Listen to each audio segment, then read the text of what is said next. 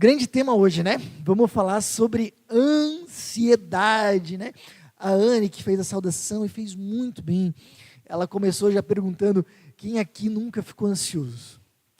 É uma boa pergunta, né? Quem aqui nunca ficou ansioso? A gente sabe muito bem o que é ansiedade. E, aliás,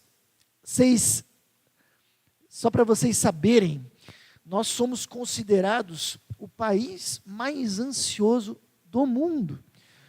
Dados divulgados aqui no Brasil por diversos veículos de informação, inclusive é super interessante, relatam que, de acordo com a Organização Mundial da Saúde, nós somos os campeões mundiais de ansiedade. Eu não sei se você sabia disso. A gente sempre torce para ser campeão no futebol, né? No futebol não deu, mas ansiedade nós somos campeões. Pena que é um título que a gente não gostaria de ter. A média de transtorno de ansiedade no Brasil é quase o triplo da média internacional. Olha só, é bastante.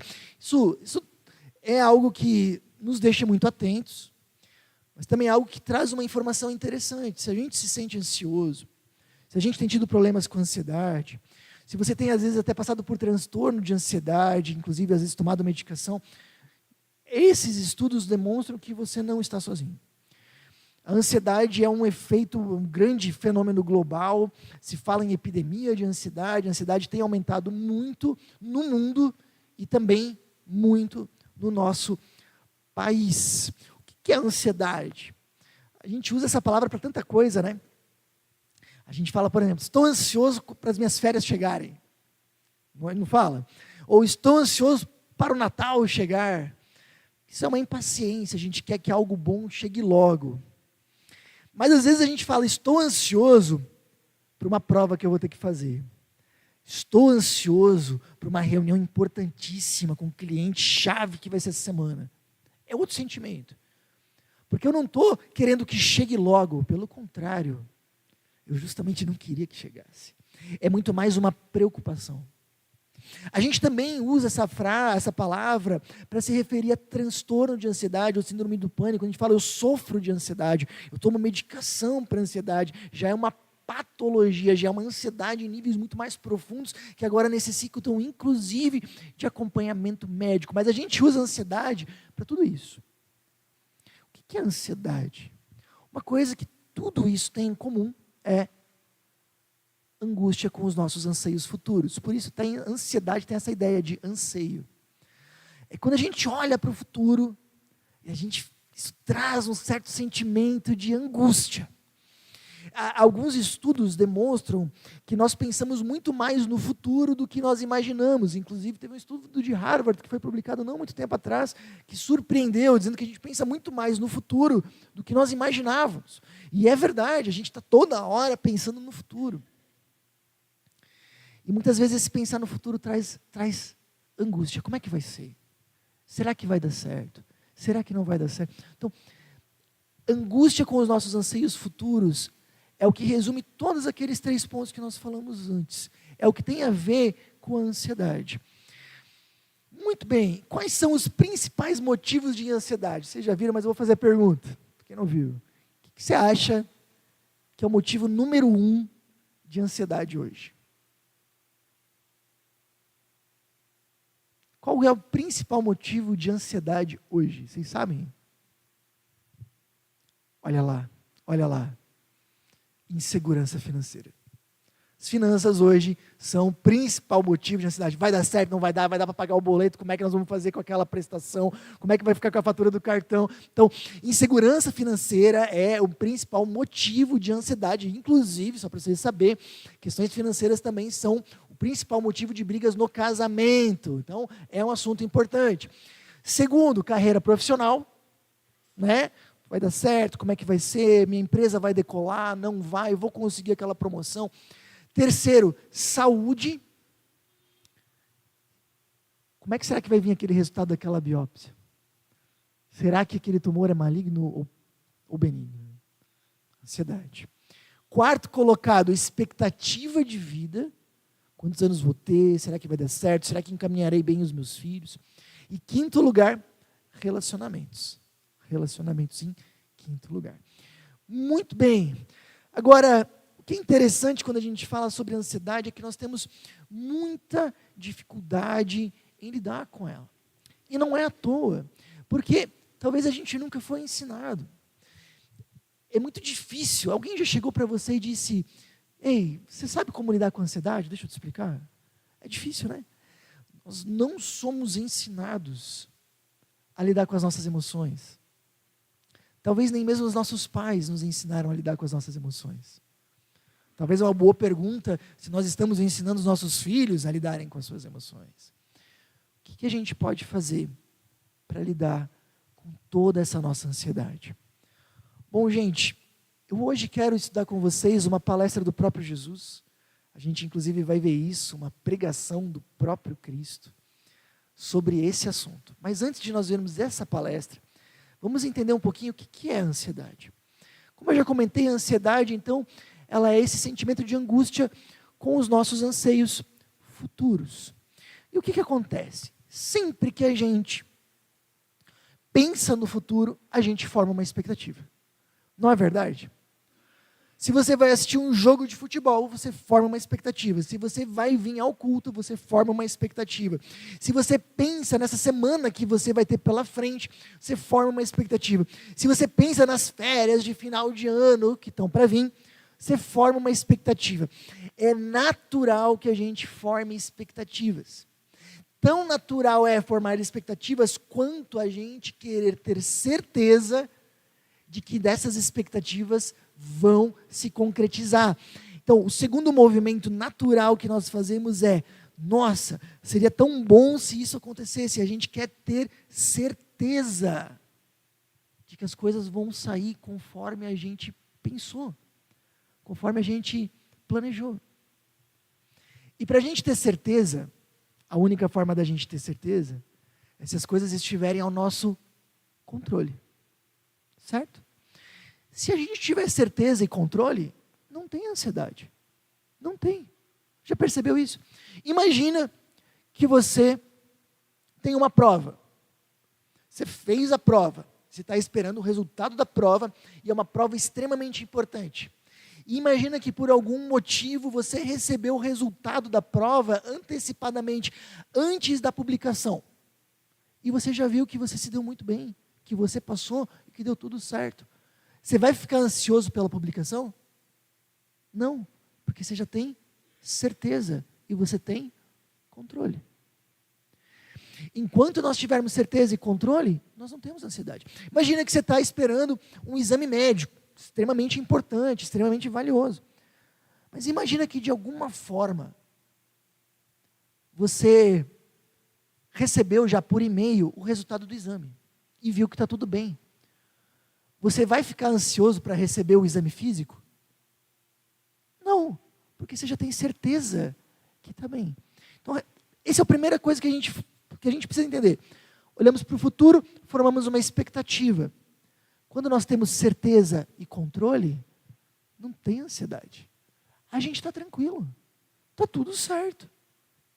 Porém, e aqui vai, quando as coisas não dependem só de nós, dependem de outras pessoas. Quando elas não dependem mais só de nós, ou mesmo de outras pessoas, dependem das circunstâncias. Quando a gente percebe que a gente não tem mais o controle, e se a gente não tem mais o controle, a gente não consegue ter certeza de que a nossa expectativa vai dar certo, a ansiedade vem.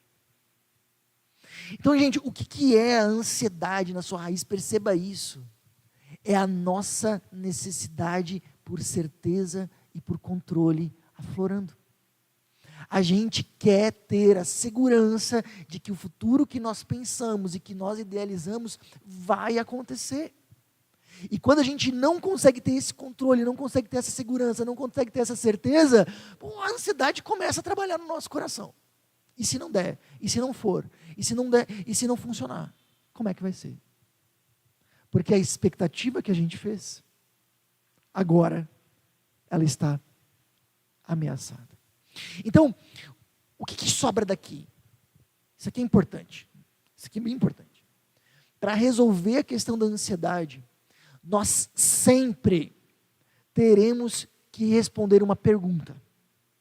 O que nós vamos fazer com com as coisas que estão fora do nosso controle. O que nós iremos fazer com as coisas que nós não temos certeza. O que nós vamos fazer com isso, como nós vamos lidar com essas situações. Porque aquilo que está sob nosso controle está tranquilo. Mas o que nós vamos fazer com as coisas que estão fora do nosso controle? Como nós vamos lidar com essas circunstâncias? Esse é o ponto central. E as pessoas vão resolvendo isso de diversas formas. Algumas resolvem ignorar. E pensei, é melhor não pensar nisso. Esse é um pensamento muito presente hoje. É melhor não pensar nisso. No final dá tudo certo, é melhor ignora isso, não pensa. Vamos ser bem sinceros. Não é uma estratégia que funciona. Sendo bem sincero, não é uma estratégia que funciona. Imagina que você está na selva africana e chega um leão na sua frente e você diz, eu vou ignorar esse leão. Ele sumiu? Não. Ignorar os problemas não significa resolvê-los. Outras pessoas resolvem essa questão do que está fora do nosso controle com pensamento positivo. Não, se eu pensar positivo, se eu pensar com muita força, vai acontecer. Né? Tempos atrás foi lançado aquele livro, O Segredo, todo aquele negócio da lei da atração. Se a gente pensar positivo, se a gente pensar com muita força, as coisas acontecem. Gente, eu vou ser muito sincero com vocês, pensar positivo é muito bom, e ajuda, nos dá um outro olhar, nos dá um outro ânimo para enfrentar problemas. Estou falando que não é assim, eu gosto de ser otimista. Agora, pensar positivo não garante que as coisas vão acontecer como a gente queria. A lei da atração, desculpa dizer, mas ela não tem nada a ver com a Bíblia. E eu já vi muita gente que pensou muito positivo, mas se deu mal. Então não é algo que funciona. É algo que traz conforto. Pensamento positivo, atração, é algo que traz conforto. Mas não funciona. Quando as coisas realmente começam a dar problema, muitas vezes você vai ver que isso não vai dar certo. Ok, tem gente que então prefere acreditar no destino, de que as coisas que estão fora do nosso controle, elas já foram escritas, e a gente fazendo A ou fazendo B, elas vão acontecer do mesmo jeito. Portanto, a gente não precisa se preocupar com elas. E é verdade, no sentido de que se existe um destino, nós não precisaríamos nos preocupar.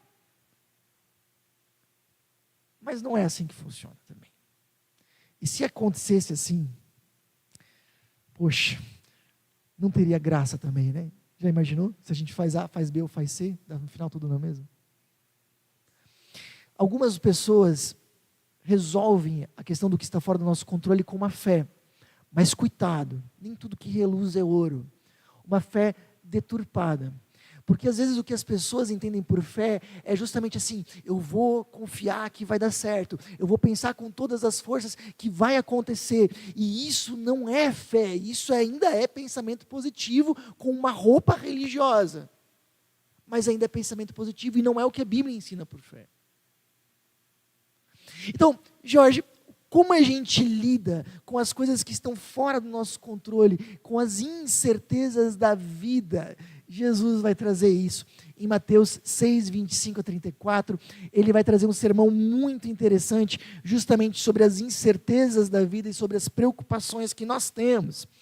Inclusive, só um detalhe, não sei se você já reparou, mas esse sermão, essa parte de Jesus, vem logo antes de ele ensinar sobre finanças. Jesus ensina sobre finanças e logo depois ele ensina sobre as preocupações da vida. Eu tenho sincera impressão que finanças já era o maior motivo de preocupação das pessoas na época de Jesus. Não é só hoje. Algo para a gente também ficar atento. Mas vamos ver o que Jesus então nos ensina sobre as preocupações. Vamos lá. Por isso, eu lhes digo que não se preocupem com a vida diária, se terão o suficiente para comer, beber ou vestir. A vida não é mais que comida e o corpo não é mais que roupa. O que Jesus está dizendo aqui? Ei, não se preocupem, mesmo com o mais básico que é comer e vestir. E ele usa um argumento interessante. Ele fala assim, não foi Deus que deu a vida para a gente? Foi Deus que deu a vida para a gente. Esse Deus, então, também não está comprometido com o nosso sustento? Tá. A vida não é mais importante que comida, essa é a ideia. Depois ele continua dizendo, e o corpo não é mais importante que roupa, é a mesma coisa que ele dissesse assim, não foi Deus que deu o corpo de presente para a gente? Foi sim, Senhor. Se Deus deu o corpo, Ele também não está comprometido em providenciar o que vestir? O que Jesus está dizendo aqui é, sabe aquelas incertezas que a gente tem da vida? Nós precisamos aprender a confiá-las em Deus. Esse é o argumento de Jesus. E ele vai dar agora alguns exemplos. Perceba o seguinte, observem os pássaros. Eles não plantam, nem colhem, nem guardam alimento em celeiros, pois seu Pai Celestial os alimenta. Acaso vocês não são muito mais valiosos que os pássaros? O que Jesus está aqui dizendo não é que os pássaros são preguiçosos, pelo contrário, não é isso. Até porque a gente sempre vê um passarinho voando e fazendo alguma coisa, né? Tem um animal que não é preguiçoso, é passarinho. Então, o que Jesus está dizendo aqui? Ele não está dizendo que os pássaros são preguiçosos, ele está dizendo que os pássaros não têm capacidade de providenciar algo para o dia seguinte. Eles só conseguem providenciar para aquele momento. Eles não conseguem plantar ou colher ou armazenar para celeiros. Ele está dizendo, eles não conseguem providenciar para amanhã. Eles não têm garantia nenhuma do amanhã. Mas Jesus está dizendo, não falta nada. E se o Pai cuida deles assim, imagina de vocês.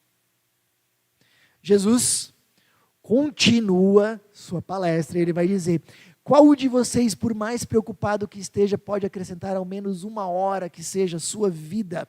Jesus aqui está dizendo, ei, nós temos limites, não dá para ter certeza.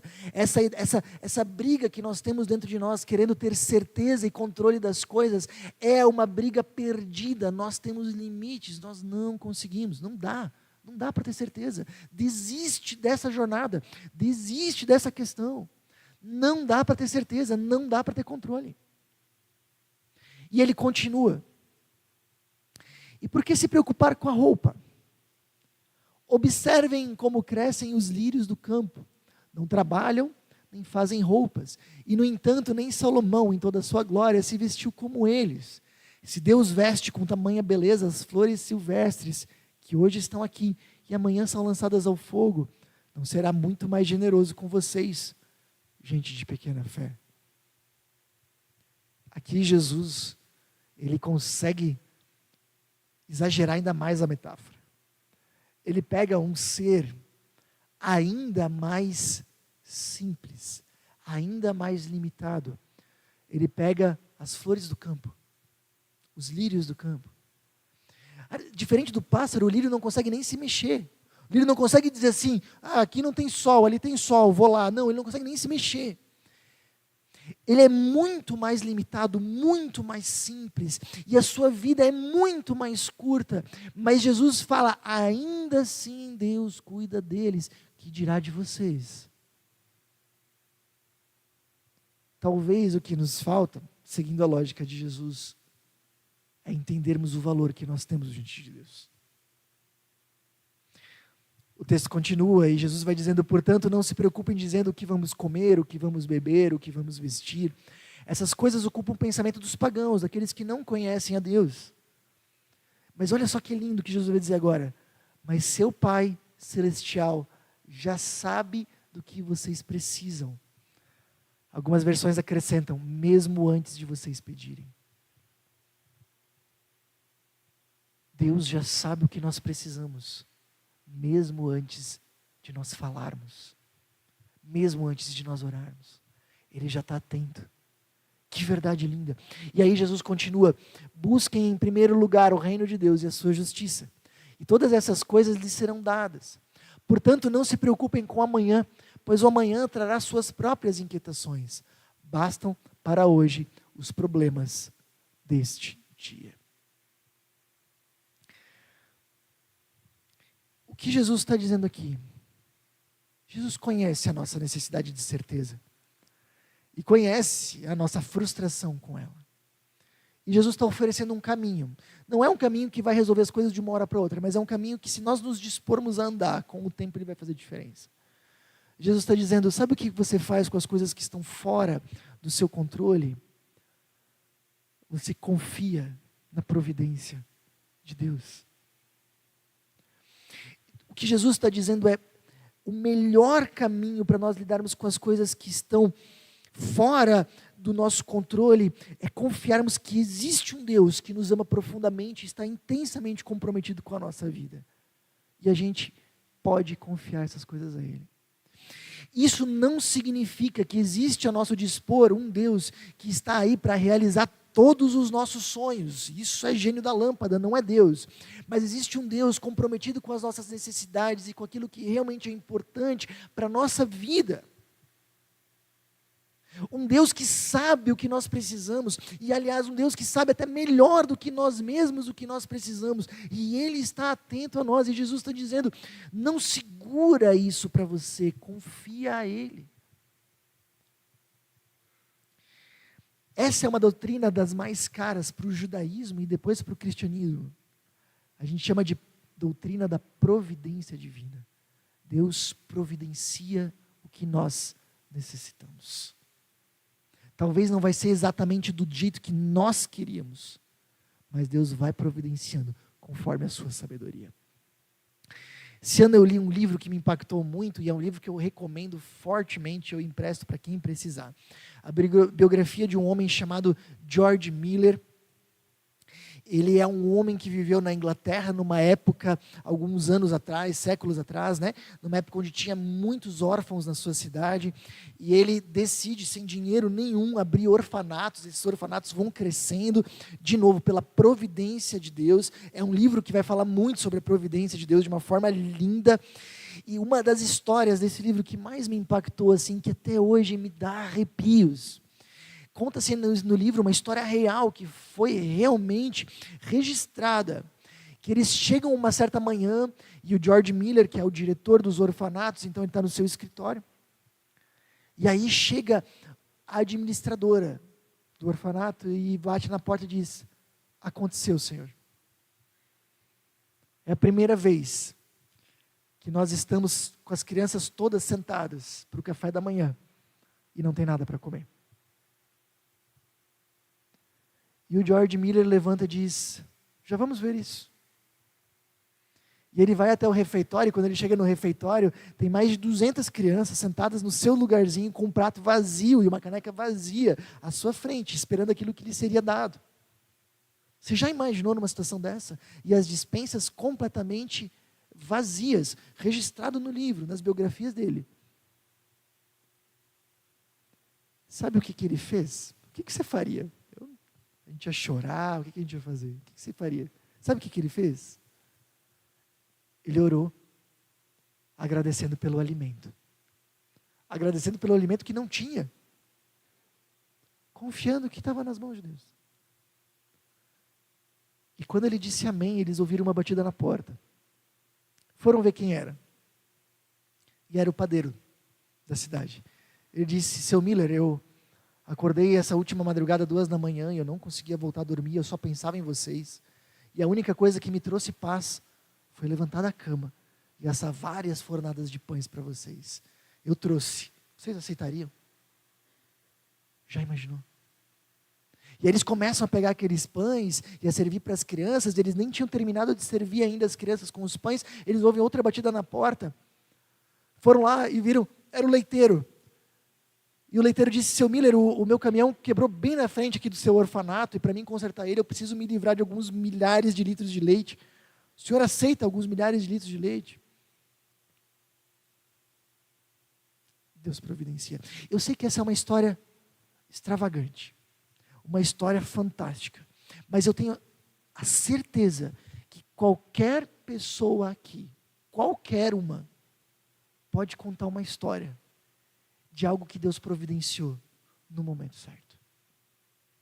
Qualquer um aqui poderia vir aqui na frente e contar uma história, e você deve estar lembrando disso agora, de um momento em que você precisava de algo, e no momento certo, veio. Talvez de formas que você nem consegue explicar. Eu lembro na época da faculdade, tinha um casal de amigos nossos que tinha bastante dificuldade financeira, porque os pais não conseguiam sustentar eles já eram casados. E na nossa faculdade não podia trabalhar e estudar. tudo, o período era integral. Então a gente dependia de outras pessoas. E depois de muito tempo eles contaram uma história que na época eu nem fiquei sabendo. Eles falaram que um dia eles chegaram de noite e eles não tinham o que comer. Estavam lá estudando teologia, se preparando para servir a Deus. E eles chegaram de noite e não tinham o que comer. Eu nunca passei por isso. Mas eu imagino que sensação que deve ser. Não tinha nada. E não tinha nem R$1. E eles pensaram, tudo bem, né? Uma noite sem comer, quem sabe amanhã. E eles sentaram e oraram. E quando eles falaram, quando a gente disse amém, passou um pouquinho de tempo, a gente ouviu uma batida na nossa porta. São amigos muito confiáveis, tá? Amigos que eu colocaria a mão no fogo. Eles disseram, a gente foi abrir a porta. Era um amigo nosso que disse, tudo bem, boa noite. Eu estava na pizzaria e lembrei muito de vocês. E me deu uma vontade muito grande de trazer uma pizza para vocês. Vocês aceitam? Nós cremos num Deus que cuida de nós. E o que Jesus está dizendo aqui, com tantos argumentos, com tantas frases, com tantas sentenças, com tantas ideias, ele está dizendo, aprenda a confiar nesse Deus. Você já experimentou o cuidado dele em outros momentos. É a melhor forma de nós lidarmos com as incertezas da nossa vida. Não existe outra forma. Aprenda a confiar que seja lá o que te espera no futuro, está nas mãos de Deus. Um Deus que é bom e um Deus que cuida da gente. Nós, como cristãos, não temos certeza de que a nossa expectativa será atendida, mas nós temos certeza de que nós somos cuidados por esse Deus. Depois, se puder, Larissa, passar para frente, que o meu controlezinho agora deu uma falhada aqui. Obrigado. E aí, quando a gente começa a confiar em Deus, o que a gente começa a entender? A gente começa a entregar. E o que é essa entrega? É a gente dizer, Senhor, eu gostaria que acontecesse assim, mas Senhor, se não acontecer assim, eu estou tranquilo, porque a minha confiança não está no meu plano, não está naquilo que eu acho que deveria acontecer, mas está no teu conduzir na minha história. Esse é o ponto. Agora, sabemos que a confiança é um exercício. Jorge, eu não consigo confiar em Deus. É que nem você dizer, eu não consigo levantar 200 quilos na academia. Eu não consigo. Mas eu consigo levantar um pezinho um pouco menor, né? Talvez uns 190, né? Mas aí, né? Mas a gente, aí aos pouquinhos a gente vai crescendo. A confiança ela é um exercício. A confiança ela é um exercício. Imagina aqui comigo, que seu filho de 18 anos, recém-feito, diz, pai, me dá a chave do carro para me dar uma volta. Se você der, você vai ficar ansioso, né? Porque a confiança. Agora imagina que esse mesmo filho já tem 28 anos de idade. Você já dirigiu com ele várias vezes. E ele raramente, você nunca viu nada imprudente no comportamento dele. Você vai dar a chave do carro e tranquilo. Percebe? A confiança, ela é um exercício que nasce do convívio. Guarda isso. Confiança, ela é um exercício que se fortalece no convívio. E o que Jesus vai dizer é, não confia em Deus, não consegue ainda confiar em Deus, é difícil para você, eu sei que é difícil. Sabe o que você faz?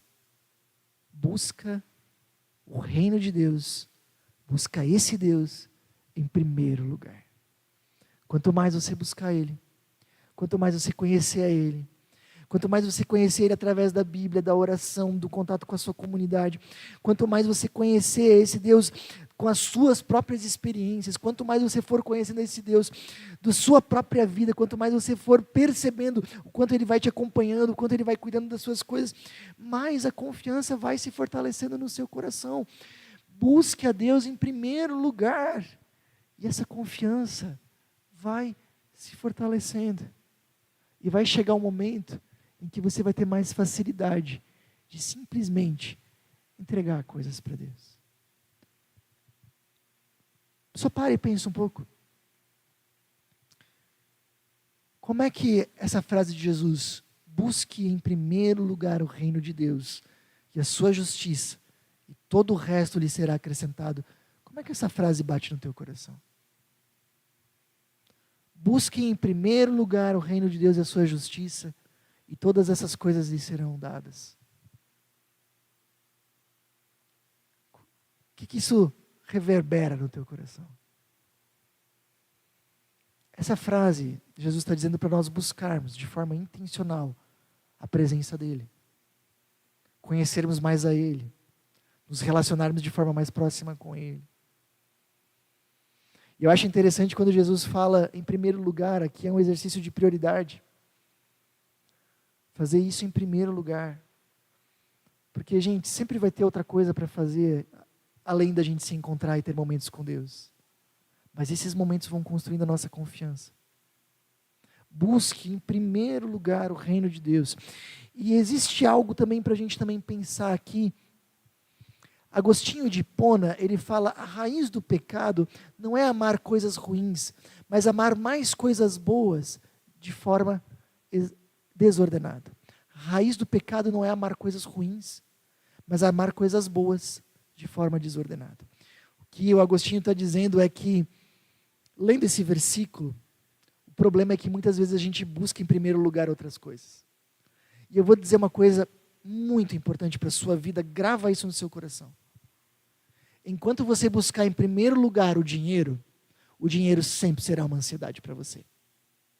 Enquanto você buscar em primeiro lugar o sucesso sempre será uma ansiedade para você. Enquanto você buscar em primeiro lugar a opinião e a aprovação dos outros, a opinião e a aprovação dos outros sempre será uma ansiedade para você. Mas quando você buscar em primeiro lugar o reino de Deus e a sua justiça, todo o restante vai encontrando o seu espaço. E nós temos motivos para crer e confiar e buscar o reino de Deus em primeiro lugar. Um dia Deus nos buscou em primeiro lugar.